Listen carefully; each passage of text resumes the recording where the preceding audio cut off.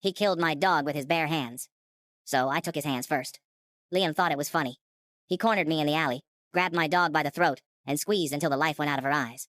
I begged, screamed, clawed at him, but he only smiled. He tossed her body into the dirt like she was nothing. That night, I buried her with shaking hands. The shovel blistered my skin, my knees sank in the mud, and my chest felt like it was collapsing. When I covered her with the last heap of soil, I promised her one thing: he will die screaming. It wasn't rage anymore, it was precision. I stalked him for weeks, memorized every step of his routine: the corner store, the bus stop, the night walks with headphones in too loud. He thought he was untouchable. But monsters don't look over their shoulders. The night I took him, he woke up in chains, wrists shredded raw from the cuffs, gag muffling his panicked breath. The basement smelled of rust and mold, the walls lined with plastic, tools gleaming under a single bulb.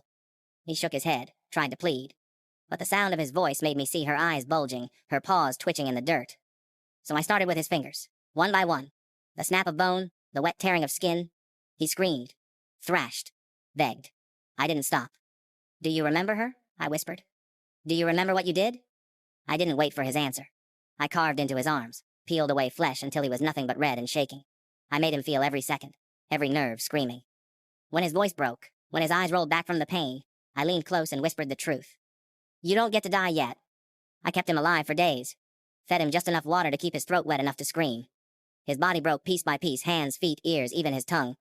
And when he was nothing but a husk, I dragged him to the same patch of dirt where I buried her. I didn't slit his throat. I didn't stab his heart.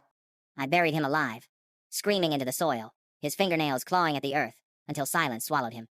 Now, every night, I stand over that grave, one small mound for her, one wide, unmarked pit for him.